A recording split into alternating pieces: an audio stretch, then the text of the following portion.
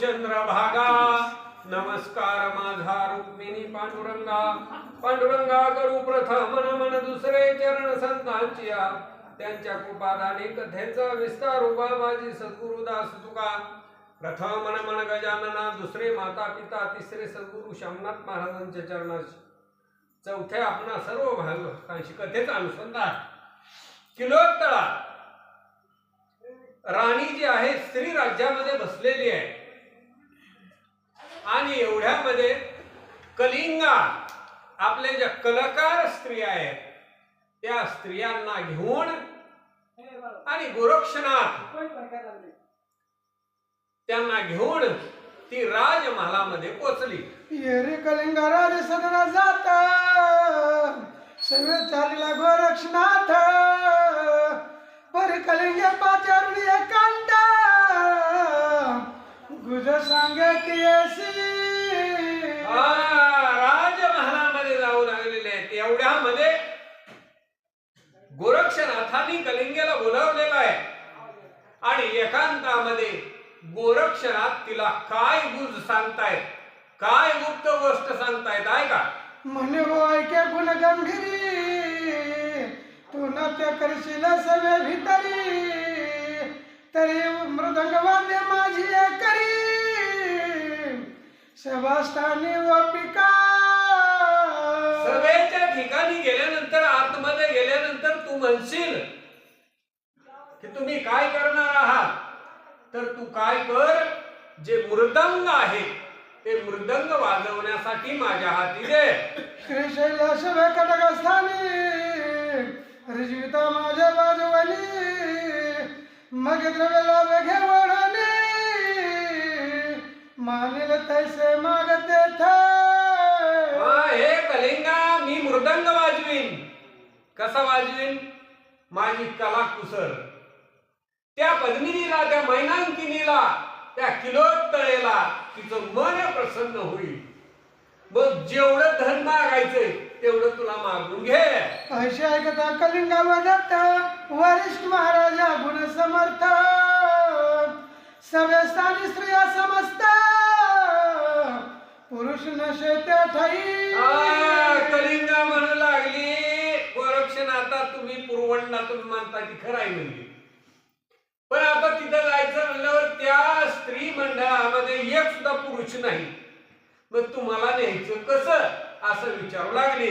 तरी तुम्हाला इथे नेता विकर्त वाढलेला विषय चित्ता स्त्री राजाचा पुरुष व्यक्त कोठेची नाही म्हणून तुम्हाला त्या किलोत्तळा राणीच्या महालामध्ये जर नेलं तर विकल्प वाढेल म्हणले. का? या स्त्री राज्यामध्ये पुरुषच नाही आणि पुरुष येऊ पण शकत नाही, आला तरी वाचत नाही, मग हा पुरुष आला कसा असा विकल्प संशय सगळ्या स्त्रियांच्या मनामध्ये. अशी कोणी तपद्रुमा म्हणे ऐक वेश मध्ये अंगणा वेश येतो नटुना रंग तुझा लुटावया. गोरक्षनाथांनी सांगितलं असं आहे का? लगेच म्हणले स्त्रीचा पोशाख घालून येतो. स्त्री आहे का पुरुष आहे ओळखायलाच येणार नाही म्हणले. असा नटाफटा करून येतो. माझी इच्छा होईल पूर्ण तू तेही मिळेल पार्धना मग ती कलिंगावरी ना अवश्यनाथा म्हणत गोरक्षनाथ म्हणू लागले माझी इच्छा पूर्ण होईल, मला माझ्या गुरुचं दर्शन होईल आणि तुला धनसंपत्ती वाटेल तेवढी मिळेल, तुझ्या मनाला वाटेल तेवढं मागून घे, असं दोघांचं काम होईल. मग लेऊन कंचुकी सारा परिधान उत्तम चिरा जटायुक्त करणी भारा भंग मुक्तानी भरलेला गुरगुट्टी बांधलेली सोडली, अहो मधून भांग आणि त्याच्यामध्ये सिंदूर भरला गेलेला आहे. उत्तम अशी साडी वस्त्र परिधान केलं. बाळीच्या धुनी कुंकम कोरा सगळ्या अंजनी मिरविले नेत्र कबरी वरून चिरपदरा नाभिस्थानी खोचला कपाळावरती कुंकू लावलेला आहे, डोळ्यामध्ये सोग्याचं अंजन घातलं आणि डोक्याच्या वरून असा पदर घेतलेला आहे. कर्ण मुद्रिका भूषण ताटक्या केली परिधान ती कोंडली जडवर रत्न नक्षत्र समझळकती. जे कर्णमुद्रिका आहे त्याच्या जागेवरती रत्न घातली गेलेली आहे, ती सुद्धा अतिशय शोभायमान अशी दिसू लागली. एकाग्र करुणी रोहिणी पती करू पातले श्रवणी वस्ती मुक्त घोष नासिका प्रती सर्जिनत शोभतस. मोती मोती परिधान केले गेलेले आहेत आणि नाकामध्ये सर्जिनत घातली म्हणले, असा शृंगार साज केला. 5 कंकण जडित भूषण गृह माझ्या पार्हेम नानागणी हात का गुना मुक्त लढा शोभला. गळ्यामध्ये सोनं घातलेलं आहे, गळ्यामध्ये अलंकार घातलेले आहेत. आपल्या काशीखंड अध्यायामध्ये सांगितलं, काशीखंड ग्रंथामध्ये सांगितलं, स्त्रीनं अंगावरती सोनं घातलं की स्त्री पवित्र होते. त्याच्यामुळं स्त्रीनं अंगावरती सोनं घालावं असं काशीखंड ग्रंथामध्ये सांगितलेलं आहे. तर या गोरक्षनाथांनी गळ्यामध्ये रत्न घातले गेलेले आहेत, पाचूची रत्न घातली आणि त्याच्यामुळे शोभायमान दिसू लागले. असो आता किती वर्णन अंगणा वेश गोरक्ष नंदन परमशोभला चपळ सम वेशांगणी तळपतस. ग्रंथकर्ते सांगतायत किती वर्णन करायचं. अहो गोरक्षनाथ स्त्री वेशामध्ये अतिशय सुंदर आणि शोभायमान असे दिसू लागले. आधीच पूर्ण हेमकांती अवतारी त्यावरील नटला हेम शृंगारी वर्ण दश स्वरूपा परी रंभादाशी शोभली. ग्रंथकर्ते सांगतायत की अगोदरच अवतारी पुरुष आहे, किती सुंदर आहे, अहो सोन्यापेक्षा सुद्धा सुंदर आहे आणि पुन्हा त्याच्यामध्ये सोन्याचे मोत्याचे अलंकार घातले, त्याच्यामुळे अधिकच सुंदर शोभायमान गोरक्षनाथ दिसू लागले. अशी आवडणी पंजनी ती मृदंग कवळणी प्रीती हाती नट नृत्य स्वरूपी राजपंती जवनिया निर्वली. अशा पद्धतीनं अशा तऱ्हेनं स्त्री वेश घेतलेला आहे, स्त्रियांचे वस्त्र अलंकार परिधान केले, मृदंग घेतलेला आहे आणि मृदंग घेऊन सर्व स्त्रियांच्या बरोबर गोरक्षनाथ जाऊ लागले. परित्य शैलशुभानानी पाती पूर्वंडा सुलोचनी एकमेका बोलती वाणी मदन बाळी हे असा. मग त्या ज्या स्त्रिया होत्या त्या सगळ्या इकीमेकीकडे बघू लागल्या आणि म्हणू लागल्या, अहो किती सुंदर आहे, किती सुंदर आहे. मदनाची स्त्री काय म्हणले, मदनासारखी सुंदर दिसू लागली. सकल नाट्य कलावती विकास स्वरूपतीच दिसती म्हणते धन्य विद्या प्रती रचली मूर्ती अनुपम्या. सगळ्या स्त्रिया त्या कलावंत स्त्रिया एकमेकीमध्ये कुजबुज करायला लागल्या. हे ब्रह्मदेवा, अरे काय मूर्ती निर्माण केली म्हणले, एवढं सौंदर्य आणि गोरक्षनाथांचं दिसू लागलं. समस्त वंडू जरी उर्वासी तरी हिच्या पुढे वाटती दासी चपळ तेजा साजायसी तळपत आहे बाळी हे. पौर्णिमेचा चंद्र म्हणलं पूर्ण चंद्र आहे, पण हिच्या पुढं दासी सारखा वाटायला लागला. म्हणजे आकाशामध्ये ढगामध्ये चमकणारी वीज जशी चमकावी आणि तसं तेज हिच आहे असं त्या स्त्रिया बोलू लागल्या. साधू सोडली प्रचोदका नादा दर्शवी अलौकिक पाहते पाणी पडून टका विस्मयाते पडती त्या. पुन्हा पुन्हा बघू लागले असताना आश्चर्यानं त्या घायाळ झाल्या. मदनाधाने व्यक्तित मिळवित आला ते अद्भुत, परी सकळ शैलाचे चक्षु तेथ तय ठाई मिनले. तेव्हा सगळ्या स्त्रिया निघालेल्या आहेत, पण सगळ्यांचं लक्ष एकच गोरक्षनाथांच्या वरती लागलं गेलेलं आहे. कलिंग मुख्य नायकिनी परिपूर्वंडा दैनवानी, जेवी उदया येता तरणी सकळ तेजालोपती. मुख्य नायिका आहे म्हणजे ती कलिंगा, पण ती सुद्धा दैन्यवानी दिसायला लागली. जसं सूर्य उदयाला आल्याबरोबर, सूर्याचा उदय झाल्याबरोबर सगळी नक्षत्र लोपून जातात, तशा पद्धतीनं गोरक्षनाथांच्या समोर सगळ्या स्त्रिया हीन दिसू लागल्या. असो नाट्यदारा कलिंग सहित उभा राहिला करून नृत्य, तय कटिकी कवळे मृदंगात कुशल वाजवी पुरवंडा. सगळ्या स्त्रिया नाच करण्यासाठी उभ्या राहिल्या गेलेल्या आहेत. कलिंगा उभी राहिलेली आहे आणि पुरवंडा स्त्रीचं रूप घेतलेले गोरक्षनाथ मृदंग घेऊन बसलेले आहेत आणि अतिशय कुशलपणानं मृदंग वाजवू लागले. संगीत स्वरित गायन करीत परम हे लावे आनंद चित्त,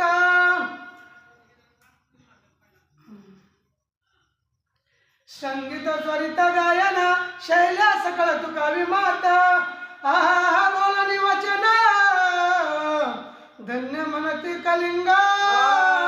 संगीत वाद्य आहे, ताल आहे, सूर आहे, लय आहे, आवाज निघू लागलेला आहे, बोल वाजवू लागलेले आहेत आणि त्याच वेळेला सगळ्या त्या राज दरबारामधल्या स्त्रिया मान डोलावू लागलेले आहेत. धन्य कलिंगा कलावंत आहे म्हणजे असली कुशळ पुरवंडा स्त्री तिनं आज बरोबर आणली. सकळ शैल्या सवाल सभांगणी त्यात मच्छिंद्रनाथ कनकासनी, पदमाळिके चिंतामणी हिरा चमका दावितास. सर्व स्त्रिया भोवताली आहेत, पण सोन्याच्या आसनावरती बसलेले मच्छिंद्रनाथ आहेत, शोभून दिसू लागलेले आहेत. सर्व स्त्रियांच्या मध्ये रत्न असावं तसे दिसू लागले. पुढारा पाहुणे गुरुनाथ मनीच्या मनी नमन करीत, परम हे लावे आनंद चित्त कृतार्थ झालो मी आता. पुरवंडा स्त्रीच्या रूपामध्ये आलेले गोरक्षनाथ आहे, मृदंग वाजवू लागलेले आहेत, मृदंग वाजवायला बसलेले आहेत, पण नजर गेलेली आपल्या गुरुकडे. मच्छिंद्रनाथांना पाहिलं, मनातल्या मनात नमन केलं आणि म्हणू लागले, आज माझ्या गुरुचं दर्शन झालं, आज मी धन्य झालो.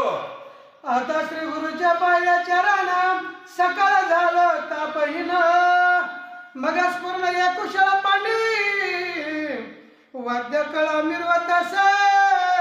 आज माझ्या गुरुचं मला दर्शन झालेलं, आज माझा आजचा दिवस सफळ झाला, आज मी भाग्यवान झालो असं म्हणून असे अतिशय कुशलपणानं आणि मृदंग वाजवू लागले. ते नृत्य गीत संगीत होता, पाहुणी लाजे विधी दुहिता, लाजत अप्सरा गंधर्व माथा ठेवणी पाती चरणात.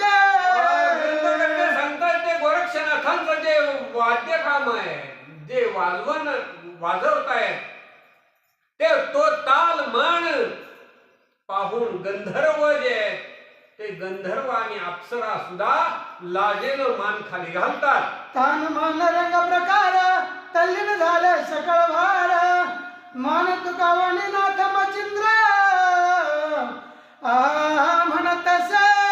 तान मान सुरामध्ये वाद्यकाम चालू आहे, गायन चालू आहे आणि त्याच्यामुळे मच्छिंद्रनाथ सुद्धा प्रसन्न झाले, मान हलवू लागले, वा वा असं म्हणू लागले. मग परिधान वया उंच वस्त्र काढून हस्त देत मच्छिंद्रनाथ, पुढारा पाहुणी हर्ष बळवंत लाघव कळे वर्तवी. आणि मग प्रसन्न झालेले उंची वस्त्र जे आहेत, हे उंची वस्त्र त्यांना भेट द्या. मृदंग वाद्य वाजविता अद्भुतपणा कुशलता तया नादाते अक्षर व्यक्त भाती भाती काढीत असे. वाजवण्याची कुशलता आहे आणि त्याच्यामुळे वाजवीत वाजवीत असताना अतिशय कुशलपणानं त्याच्यामधून आवाज काढू लागले. त्या अक्षरा माझे अक्षर मच्छिंद्र नामे चमत्कार धावणी पुढे तोची व्यवहार रंग समान नाचवी. भ्रम पडावा अशा पद्धतीने शब्द निघू लागलेले आहेत. आणि मग त्याच शब्दातून मच्छिंद्रनाथांना कळावं म्हणून पुन्हा अजून एकदा त्या नृत्य प्रकारासारखं गोरक्षनाथ वाजवू लागले. मृदंग अक्षरी तशी चर्या दावी तसे गुरुवर्या चलो मचिंदर गोरखाया पुन्हा अक्षरी आच्छादी. मृदंग वाजवू लागलेले. गोरक्षनाथ मृदंग वाजवत असताना अतिशय कुशलपणानं वाजवू लागले आणि त्याच्यामधून बोल काढू लागले, त्याच्यामधून आवाज काढू लागले. चलो मचिंदर गोरखाया, चलो मचिंदर गोरखाया, असं शब्द पुन्हा पुन्हा काढू लागले. अक्षरे मचिंद्रात श्रवण होता पाय भवते चित्तीचा काटोनी मन येथे कुठून गोरक्षाला. चलो मचिंदर गोरखाया, चलो मचिंदर गोरखाया, असं मृदंगातून बोल निघायला लागल्यावर दचकले मचिंद्रातून. अरे कुठून गोरक्षणात आला असं म्हणू लागले. येरीकडे सर चाली गोरक्ष वाजवी गायन पाऊली रंजित देखता गुरु माऊली तिची अक्षरे आणि तसे. गोरक्षणात पुन्हा पुन्हा तीच अक्षर, तेच शब्द, तेच बोल वाजवू लागलेले आहेत. चलो मचिंदर गोरखाया, चलो मचिंदर गोरखाया, असं कुशलपणानं वाजवू लागले. आणि ता अक्षर पूर्व व्यक्त होताची मचिंद्र दचकत भोवते पाहुणी गोरक्षनाथ कोठे आहे म्हणत असे. चलो मचिंदर गोरखाया, असं त्या मृदंगातून बोल निघाल्याबरोबर मचिंद्रनाथ दचकू लागले, इकडे तिकडे बघू लागले. अरे गोरक्षनाथ कुठं आलाय, कुठं आहे गोरक्ष असं म्हणू लागले. शैला आणि कलावासिनी तयाशी व्यक्त न पाहता नैनी कुठून पडत असे अक्षरध्वनी श्रवणी साजनी आमुचे. मच्छिंद्रनाथ म्हणू लागलेले, ह्या ज्या कलावंतीने सगळ्या स्त्रिया दिसू लागल्या, पण माझ्या कानावरती गोरक्षाचे शब्द कुठून पडू लागले. पिशाचू आणि भोवती पाहत असे घडोघडी चित्त दचकत असे थरथड हृदय उठत असे गोरक्षाला म्हणून. मच्छिंद्रनाथांचं चित्त दचकू लागलेलं आहे आणि मग इकडे तिकडे बघू लागले, म्हणू लागले गोरक्ष कुठून तरी आला. मग नावडे सभाकन कासना मुख वाळले झाले मलान मग कोणी ऐके ना गायन चित्त फार व्यापिले. मग मन आहे दचकलं गेलेलं आहे. ते गायन ऐकण्यामध्ये मन नाही, आसनावर बसण्यात मन नाही, न वाद्य ऐकण्यामध्ये मन नाही. मन दचकलं गेलेलं आहे, मन अस्थिर झालं. चलो मचिंदर गोरखाया जव जव अक्षर ही ऐकून या तव तव दचकोनी गेली काया काळीमा तेव्हा येत असे. चलो मचिंदर गोरखाया, चलो मचिंदर गोरखाया, हीच शब्द पुन्हा पुन्हा पुरवंडाचं रूप घेतलेले गोरक्षनाथ मृदंगातून काढू लागले. आणि मग मात्र मच्छिंद्रनाथांच्या चेहऱ्यावरती काळीमा पसरली गेलेली आहे, मन खिन्न झालं. तव पाहुणी केलं तळा हृदय पेटून चिंता नळा कारण मी काय म्हणून सकाळा रोमांच उठते शरीरी. तेव्हा मग कलिंगा म्हणू लागले,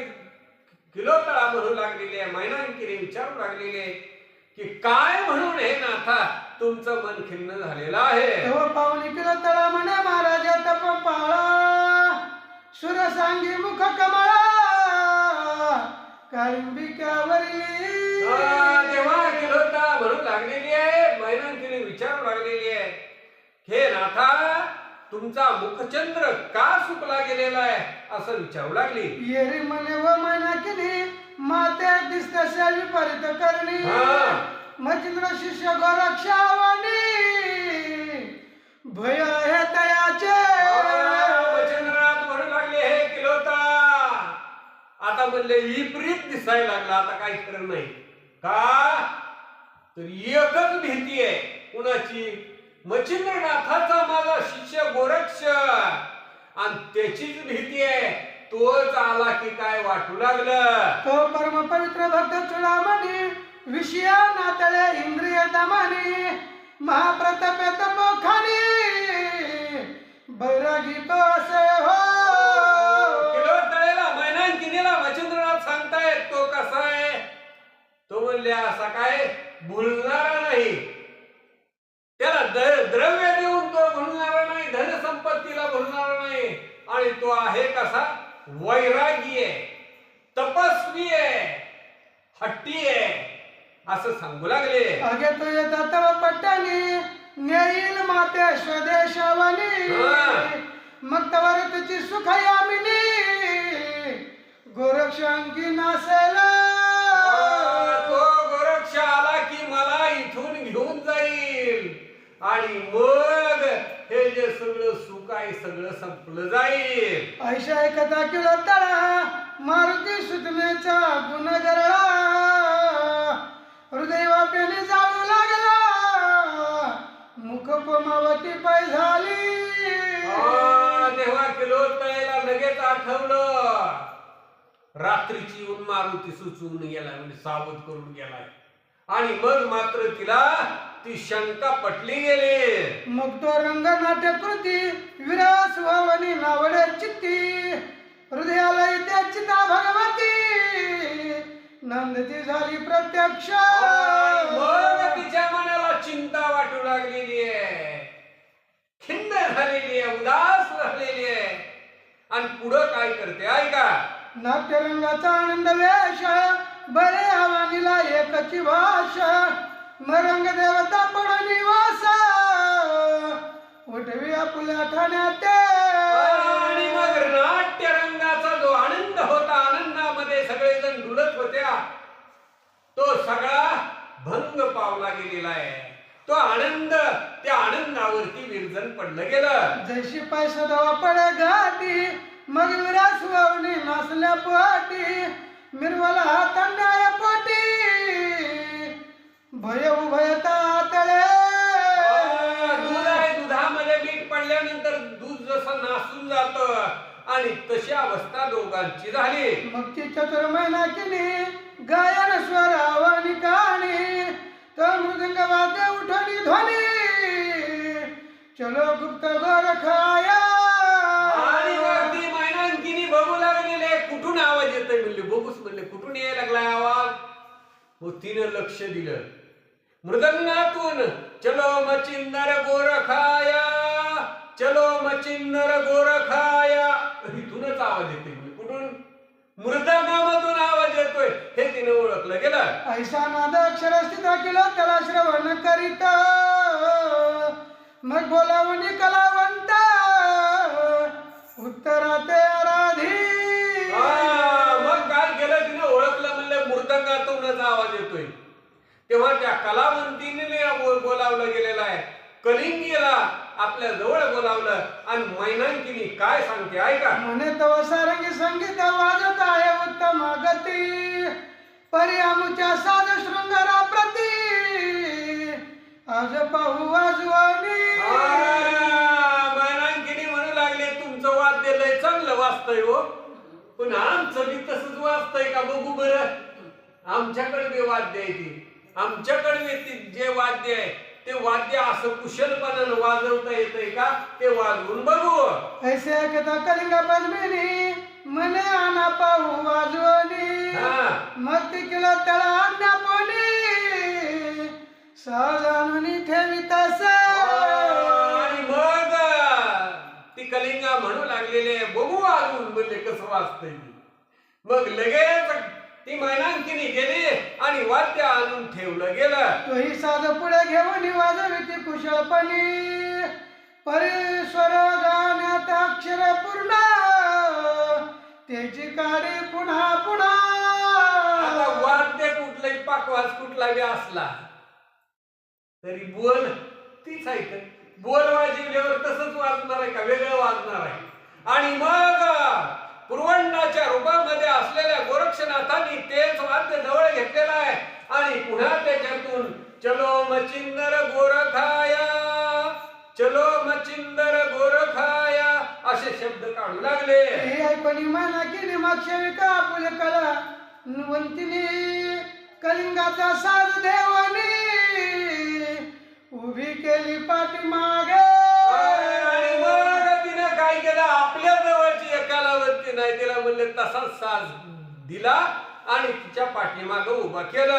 तिथे सांगे रसयुक्ती पुढारा वाद्य अक्षरे काढिती त्याची नीती अक्षर स्थिती तुही बोलवी मृदंग. आणि तिने सांगितलं तेव्हा ती आहे का पलीकडची पूर्वांडा ती कसं वाजवती का तसं तू वाजव. आता मृदंग वाजवायला लागल्यावर त्याचं पण बोलायचं ते बोल वाजवायला तर नीट वाजवता येतं ना, धपाडाक टपाडाक वाजत. मग ती सांगू लागलेले ती जशी वाजवती तशी तू वाजव असं म्हणू लागले. मग ती वाजविता कलावंतिनी तशी अक्षर न येती कानी. मग पुरवंड्याचा हात धरून एकांतासी पै गेली. त्या कलावंतीनं स्त्रीला सांगितलं, मैनांकिनी म्हणू लागलेले तू सुद्धा मृदंगातून चलो मचिंदर गोरखाया, चलो मचिंदर गोरखाया असं शब्द काढ म्हणजे निघालाच की शब्द. मग तिनं पाहिलं त्या कलिंगाच्या हाताला धरलं आणि ती मैनांकिनी एकांतामध्ये घेऊन गेली. शरीरपणी चरणी माता ठेवून पुषती सुवार्ता माया तू कोण सांगा आता सकल संशय सोडली. आणि मग एकांतामध्ये नेल्याच्या नंतर नम्रपणानं पायावरती डोकं ठेवलं आणि विचारलं तू कोण आहे हे खरं खरं सांग. जर ही गोष्ट ठेवशील चोरून तरी तुझ्या गुरुची आना मातेमध्ये की प्रांजलपणा कोण कोणाची तू असे.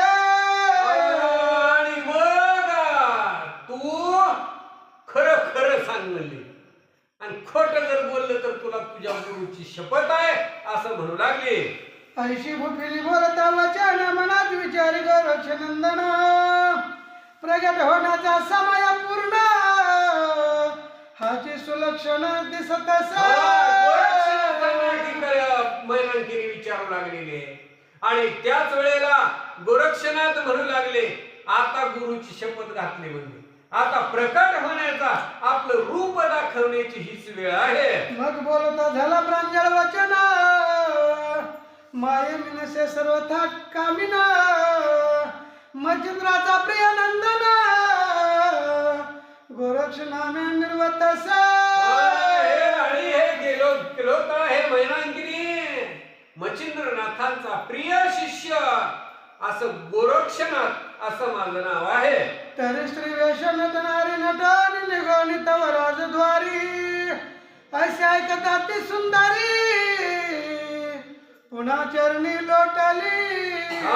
तरी स्त्री वेश धारण करून आलेलो प्रवंडाच्या रूपामध्ये आलेलो मी गोरक्षनाथ आहे असं म्हटल्यावर पुन्हा तिनं पायावरती डोकं ठेवलं. मग पुरुष परिधानाने त्वरित गोरक्षनाथाने सविता म्हणे तू माझा सुद्धा भेटला अशी दैवाने. पुरुषाचे कपडे आणले गोरक्षनाथाला घालायला दिले आणि म्हणू लागली लेकरा माझं लेकरू आहे रे तू बाळा बरं झाला आला. पूर्वी नाथाने नामाभिधान तवरूपी केले निवेदन निवेदन होता चितन मन प्राण तव भेटी उदेले. काय सांगावं बाळा लेकरा तुझा आधीच गोरक्षनाथ असा आहे तसा आहे, तेव्हापासून कवा गोरक्षनाथाला भेटल, कवा गोरक्षनाथाला भेटल अशी मनाला हुरहुर लागली होती. बरं झालं तू आज आला. उद्याले परी काय सांगू, जैसे सविता का जगन्याय की गृहवत्स काननी गाय, परिप्राण वत्सा ठेवितस. गाय रानामध्ये चरायला गेली म्हणले वासरू घरी आहे, रानात चरती पण लक्ष वासराकडे आहे. तसं माझं लक्ष बाळा तुझ्याकडे सारखं लागलेलं होतं. ही जळा वेगळी मासाळी होता रे गुपाय पुन्हा जरी, तन्याय मोका जळी लागली तुझ्यासाठी मज बारे. पाण्याच्या वेगळ्या झालेला मासा जसा तडपड तडपड तडपड करतो का, कवा गोरक्षनाथाला भेटन, कवा गोरक्ष बाळाला भेटन म्हणून माझ्या मनाला तळमळ लागली होती. मग हातक शृंगार करणे व्यक्त जडित कोंदणी लेववित, रत्नमुद्रिका रणबिंदी सहित मुक्त तुरा लाविला. आणि मग काय आता 1,62,000 झालंय का, ती सुद्धा 100% नसते. 52 कशी सोनं 100%च असते, एकदम ओरिजिनल. आणि ती सोनं आणलं, सोन्याचे अलंकार घातले आणि मोत्यांच्या माळा घातल्या, डोक्यावरती तुरा लावला. घरझरीच्या कनकवर्णी परिधानीला चिरभूषणी, मस्तकी मंदिर नवरत्नी शिरपेत वरी जडियला. घरघरी अशी वस्त्र दिलेले आहेत आणि मोत्यांचे हार घातले गेलेले आहेत, डोक्यामध्ये तुरा लावला गेला. हस्ताग्री बाहुवट हेम कोंदणी लखलकाट, सर्वभूषणी तेजवट शृंगारीला नाथ तो. हातामध्ये बाहुभूषण आहे, ती हातातली कुंकण जी आहे ती रत्नजडित अशी सोन्याची आहे. अशा पद्धतीनं रत्नानं भरजरी अशा वस्त्रानं गोरक्षनाथांना सजवलं गेलं. मग हस्तधरणी केलं तळा येती झाली सभा मंडळा, येताचे मचिंद्र देखील डोळा पुरुष व्यक्त कामिनी. आणि मग त्यावेळेला किलोत्ता राज दरबारामध्ये आलेली आहे. मच्छिंद्रनाथांना नमन केलं आणि त्याच वेळेला पुरुष असा आलेला पाहायला गेला. मनात म्हणे मचिंद्रनाथ पुरुष काय चाला येथ, निकट येता किलो तळते हस्ते खुनाची कोणती. आणि मग किलोत्तळ्याच्या मागून पुरुष यायला लागला. दचकले गेले, अरे स्त्री राज्यामध्ये पुरुष कसा आला, हाताने खुडीलं कोण आहे असं किलोत्तळ्याला विचारू लागले. फेरीकडे हस्त खुने संकेत पावानी म्हणे चित्ती गोरक्ष जाती, तुमचा उद्देश धरणी चित्ती भेटी लागी पातला.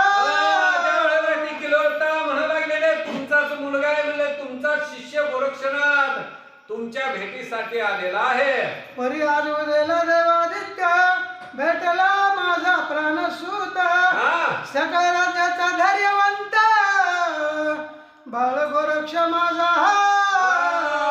आला पण कसा आला, माझं लिकरू आलं हो म्हणजे, आणि माझं लिकरू माझ्या भेटीसाठी आलं असं म्हणू लागली. आता सकळ काचनी फिरून गेले अंतकरणी, सकळ वैभव राजमंडळी संगोपिल बाळा.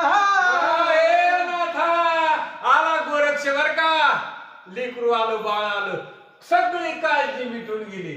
ही सगळी राजगादी राज वैभव ऐश्वर्य सगळं सांभाळेल बर का, माझ्या मनात शंका राहिली नाही. आणि पाठिंबा बळवंत सहोदर वडील गोरक्षनाथ, धाकटा मीन तुमचा सुता संगोपिल तयासी. मीननाथ हा धाकटाय म्हणले आणि थोरला गोरक्षनाथ, त्या मीननाथाचा मी सांभाळ करेल आणि या सगळ्या स्त्री राज्याचा मी मालक होईल.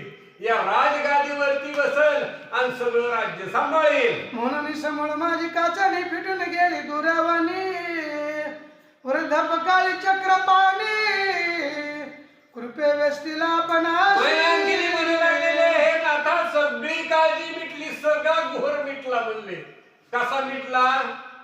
आता आपलं बी वय झाले, आपल्याला बी म्हातारपणी सांभाळेल आणि राज्य वैभव बी सांभाळेल, त्याच्यामुळे काळजी मिटली.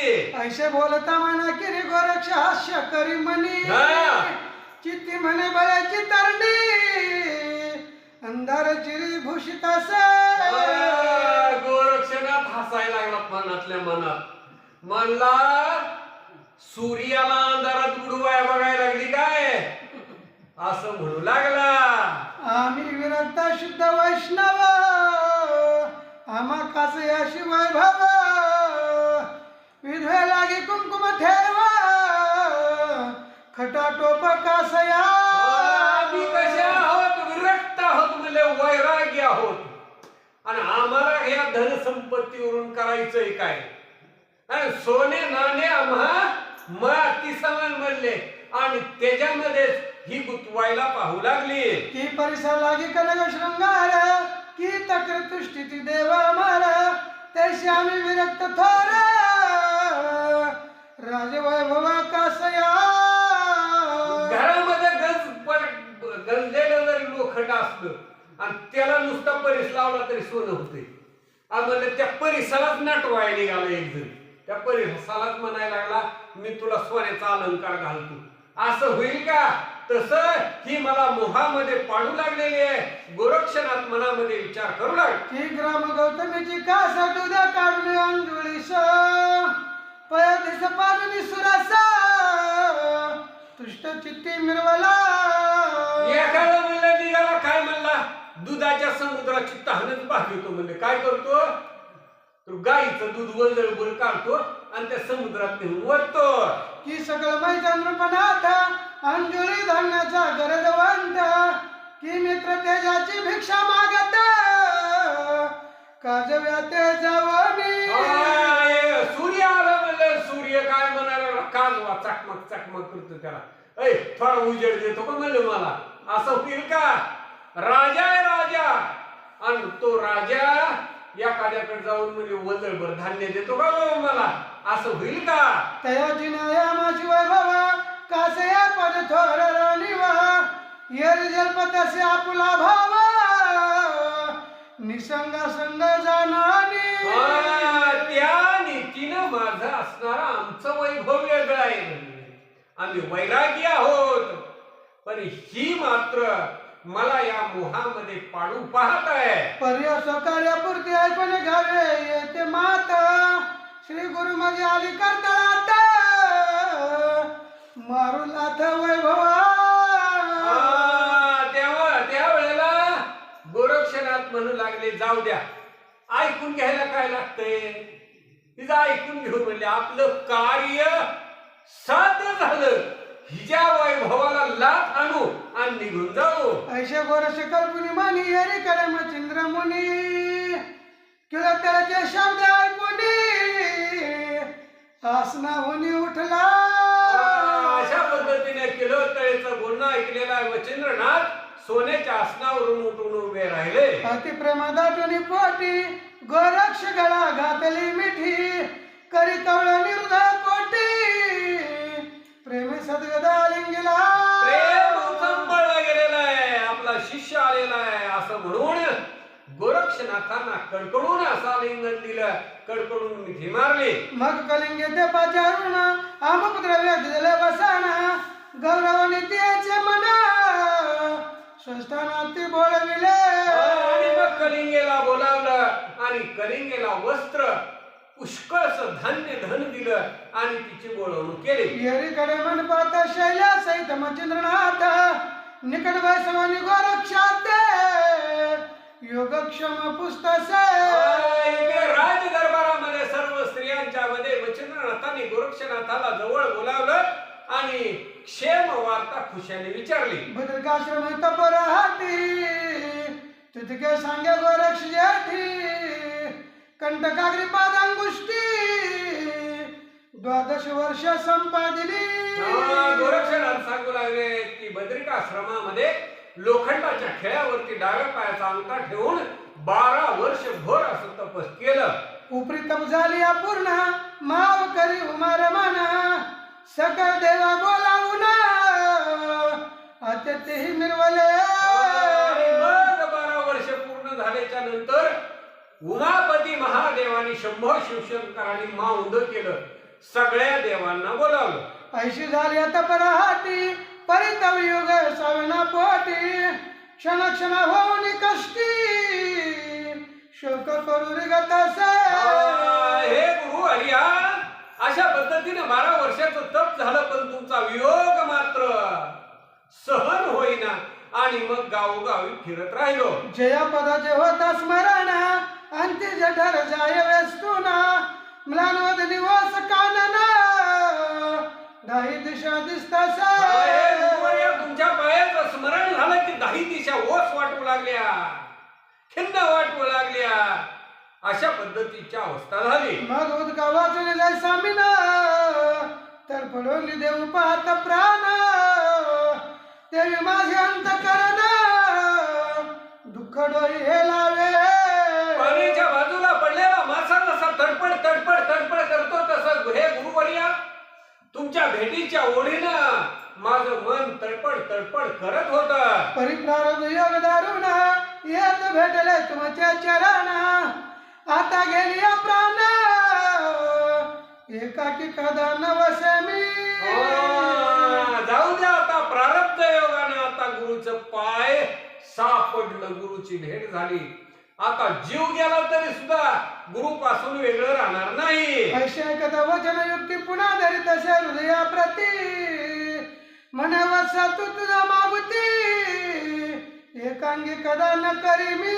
असं म्हटल्यानंतर पुन्हा मच्छिंद्रनाथांनी गोरक्षनाथांना हृदयाच्या ठिकाणी धरलेला आहे, मिठी मारली आणि म्हणू लागले, हे गोरक्षनाथा, आता मी तुला वेगळं सोडणार नाही. मुळी हुनी बाळपणात वान जाणले मजविना सकळ करुणी लालना स्थावरपणी मिरवले. तुझं जे असणार मूळ बालपण आहे तिथून पुढचं असणार संगोपन मात्र करता आलं नाही. जळा वेगळी जळ मासळी विभक्त न होय कवने काळी देवी मम चित्त धरी तप मावळी विभक्त झाला नाही सा. जसं पाण्याच्या वेगळा मासा होत नाही त्या पद्धतीनं माझं चित्त सदैव तुझ्या असणाऱ्या भेटीसाठी होत, तुझ्याकडेच होत असं म्हणू लागले. परिण व्हावे ते घडून आले मारुतीने मज गोविले गौरविले परिसना फोले वैभव वाटे तुझं बा. हे बाळा, मारुतीनं म्हणले मला वचनात गुंतविलं आणि या स्त्री राज्यामध्ये आणून ठेवलं, मात्र तुझा वियोग झाला बाळा असं मच्छिंद्रनाथ बोलू लागले. हा भोजन करता षडरसांनी तुझे स्मरण होतसे मनी भातोग्रास ठेविताननी विष समान वाटतसे. हे गोरक्षनाथा, अरे ही राजधानी आहे, राजवैभव आहे, ही तर राजमहल आहे, षडरसांना पंच पक्वान्नाचं अन्न. पण घास घ्यायला लागलं आणि तुझी जर आठवण झाली तर तो घास मला विषा समान वाटत होता असं मच्छिंद्रनाथ बोलू लागले. मग अश्रूने पूर्ण भरती नयन तुझ्या जवळ लागे माझा प्राण मग मूर्ती म्हणतो तुझ्या घरी येऊन उभा राहसी माझी. आणि मग मात्र माझ्या डोळ्यातून पाणी यायचं, पण मूर्तिमंत माझ्या जठरामध्येच तू येऊन उभा राहत होता. मग ताप उपजे मनात आहा बाळकाशी ताप निवनात आलो मी फिरत फिरत हेची चिंतन दिननिशी. आणि मग रात्रंदिवस हेच माझ्या मनाला वाटायचं की बद्रिकाश्रमामध्ये वनामध्ये मी बालकाला माझ्या शिष्याला गोरक्षनाथाला टाकून आलो. बा तुझे करिता तीर्थ भ्रमणा परिवास दिशा बोभावे मना मनात जलपे वत्स टाकून कैसा आलो मी पापी. तीर्थयात्रा करत असताना मला वाटायचं की गोरक्षनाथाला बाळाला वनामध्ये सोडून मी पापी कसा आलो. ऐसे बोलता मात मग बोलता झाला गोरक्षनाथ. हे राजा माझी ऐक मात तू ते सुत बहु असती. असं मच्छिंद्रनाथाने म्हटल्यानंतर गोरक्षनाथ म्हणू लागलेले आहेत की हे महाराज हे गुरुवर्या, मी जे सांगतो ते तुम्ही ऐका. तुम्हाला पुष्कळ शिष्य आहेत असं म्हणू लागला. जया देशी कराल गमाना ते त्याची सुत कराल निर्माण. मग तुमच्या मोहाचे आवरण वाटले जाय महाराजा. हे गुरुवर्या, तुम्ही जिथं जाल तिथं शिष्य निर्माण कराल, जाईल तिथं बोध कराल आणि तिथं शिष्य निर्माण होतील. परी एकची तू माझी आई मन माझे एकची ठाई. मग जशी होय गती पाही जळविन मी नाते. तरी हे गुरुवर्य तू माझी आई आहे, तू माझ्यासाठी एकच आहे. तुम्हाला शिष्य पुष्कळ पण माझा गुरु एकच आहे. जसं माशाला पाणी प्रिय आहे त्या पद्धतीनं माझे तुम्ही गुरु आहात. यार काकुमदने असती अपार तो मोह करील कोणावर. परिकुंड तो एकची मित्र सुख पारी अनावया. या पृथ्वी तलावरती पुष्कळ फुलं आहेत पण कमळासाठी सूर्य हा एकच आहे. त्या पद्धतीनं हे गुरुवर्य तुम्ही माझ्यासाठी माझे गुरु आहात. तुमच्यासाठी माझ्यासारखे अनेक शिष्य आहेत. ही चंद्राचकोर असती बहुत परिचकोर एकची रोहिणी नाथ. त्याची नाय जननी माते अशी एकची माते. चकोर पक्षासाठी चंद्र हा एकच आहे. चंद्राला मात्र अनेक चकोर आहेत. पौर्णिमेच्या अमृताचा वर्षाव चकोराला प्राप्त होतो. त्या चकोरासाठी चंद्र मात्र एकच आहे. जळात असते बहुत जलचर परी जलचर असे एकची निर. तन्याय मज माहेर एकची मचंद्र आराधिला. पाण्यामध्ये पुष्कळशे प्राणी आहेत पण त्या प्राण्याला पाणी मात्र एकच आहे. तसे माझे गुरु आहात. श्लाघ्य पुरुष युवती परिवतसी एकची पती. तन्याय कृपा मूर्ती माझे जीवन तू अससी. व्यभिचार करणाऱ्याला अनेक स्त्री आहेत पण पत्नीला मात्र पती हा एकच आहे. घनाशा परस्ती चातका परिश्चातकासी घन तो एक. देवी माते तुझ्या जनक एकची अससी महाराजा. ढग आहे ढग, ढगातून पडणारा पाऊस आहे चातक पक्षी. तो झेलतो आणि पितो. जमिनीवरचं पाणी कधीच पित नाही. तो फक्त आकाशातून ढगातून पडणारा थेंब ग्रहण करतो. पण ढगासाठी चातक अनेक मात्र चातकासाठी ढग हा एकच आहे. असे म्हणून गोरक्षनाथ नेत्री आणि अश्रुपात ते पाहुणे अंतरिक्ष सुत प्रेमी हृदयी कळवळला. असं म्हणून गोरक्षनाथाच्या डोळ्यामध्ये पाणी आलेलं आहे आणि ते पाहिलं मच्छिंद्रनाथांचं हृदय कळवळलं गेलं. म्हणे तानुल्या सत्य वचन तुझं कोणी नसे माझ्या विना. असे म्हणणे मुख चुंबन कुरवाडूनी धरित असे. मच्छिंद्रनाथ म्हणू लागलेले हे बाळा हे गोरक्षनाथा माझ्याशिवाय तुला कोणीच नाही असं म्हणून मुखावरून हात फिरवला गेलेला आहे. मुख कुरवाळलेला आहे. मग सभास्थान विसर्जून पाकशाळेत उभयता जाऊन श्री गोरक्ष ताटी घेऊन भोजनाते सारिले.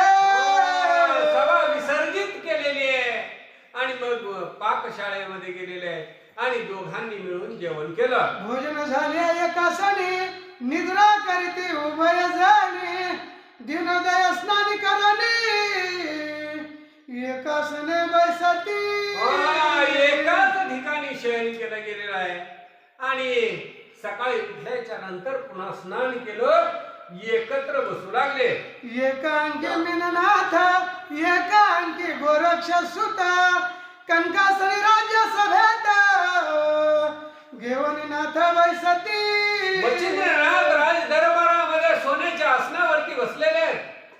एका मांडीवरती गोरक्षनाथ आहे आणि दुसऱ्या मांडीवरती मीननाथाला घेतलेला आहे. ऐसा वक्रतुंड षडानना घेऊन वैसे उमा रमाना की माये यशोदेशी जवळ रामकृष्ण उभयांकी मिरवती. ग्रंथकर्ते सांगताय जसं महादेव एका मांडीवरती गणपती बाप्पा आणि दुसऱ्या मांडीवरती कार्तिक स्वामी यांना घेऊन जसं बसतात, आणि दुसरं सांगितलं की यशोदा माता जसं बळराम आणि कृष्ण या दोघांना मांडीवरती घेऊन बसते, त्याच न्यायानं मीननाथ आणि गोरक्षनाथ दोघांना मांडीवरती घेऊन मच्छिंद्रनाथ बसले. असो आता हे कथन पुढे सुखे झाले संपन्न. पुढील अध्यायी निरूपण पहिलं श्रुती श्रवण की जय. असं आता हे कथन झालेलं आहे. उद्याच्या अध्यायामध्ये अतिशय सुंदर गोड कथा आपल्याला ऐकायला मिळेल. ते मचिंद्र उभे अंकी घेवनी सुत सुताची फेडील बाकी शैलानी वेष्टनी सुखासनी हाटकी नित्य मिरवे मचिंद्र तो. आणि मग मच्छिंद्रनाथाने दोघांनाही मांडीवरती घेतलेलं आहे आणि त्या दोघांचंही समाधान केलं.